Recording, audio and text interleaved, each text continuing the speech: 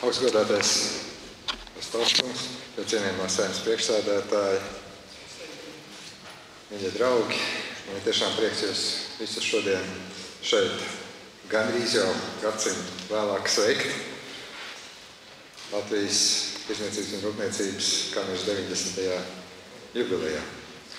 Es domāju, ka mēs visi varam priecāties, ka teju gandrīz gadsimtu mums ir spēcīga, apņēmības pilna cilvēku kopiena, kurai ir kāds lielāks mērķis, kurai ir noturīga griba un arī krampis iestāties par lietām, kam patiesi tic.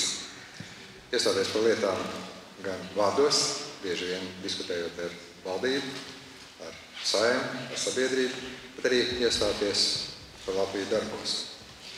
Es domāju, ka mēs visi saprotam, ka ekonomikas izaugsme nav tikai kāds cipars kādā statistikā vai kādā diagrammā. Patiesībā sakot, tas lielā mērā ir mūsu ieguldītā darba vērtības, mūsu spējas rūpēties par ģimenēm un mūsu ticības, kā arī bērnu dzīve būs labāka par mūsējo rādītājs. Es domāju, ka tas, ko jūs darat, ir gan darba, gan savā ziņā ticības un arī cerības lieta. Man arī īpaši priecē tas, ka tieši Latvijas jaunieši ir tie, kas ieņem vadošas pozīcijas Eiropas Savienībā paši savas uzņēmējdarbības uzsākšanā. Parasti ir tā, ka tad, kad es tiekos ar jauniešu auditorijām, man ir daudz dažādi jautājumi, kādu jūs redzat Latviju pēc 10 gadiem. Līdz katrā auditorijā. Un viena no tām lietām, ko es saku, kā Latvija būs pēc 10 gadiem, lielā mērā būs jūsu pašu lieta, jūsu pašu lēmums. Un tas, ko es arī esmu bieži aicinājis, jums tad vairāk ir jādomā par to, kā ar idejām, kā ar iniciatīvām, kā ar uzņēmēju darbību, nebaidīšanos šo Latviju veidot. Parasti ir tā, ka to ierēģi birokrāti ir daudz, to uzņēmēji nav tik daudz.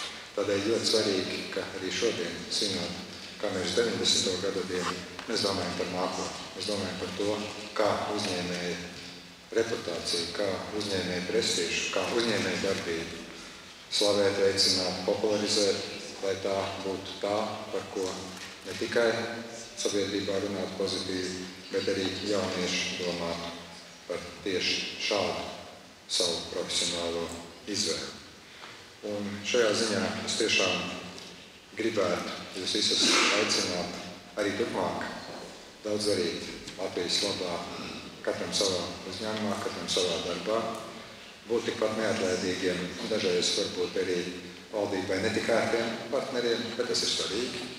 Un tas, kas mums kopā visiem ir jādara, gan valdībai, gan parlamentam, gan sabiedrībai kopumā, gan arī uzņēmējiem, mums ir kaut kā jāizraujās no tās, mums ir problēma, mēs neko nevaram, un padomāsim, kā kaut ko nedarīt, pat es teiktu, tādas jau nolemtības sajūtas, un kopā jāizdomā, kā mēs varam darīt, ko mēs varam darīt, un kāpēc mums vajag darīt labāk un vairāk.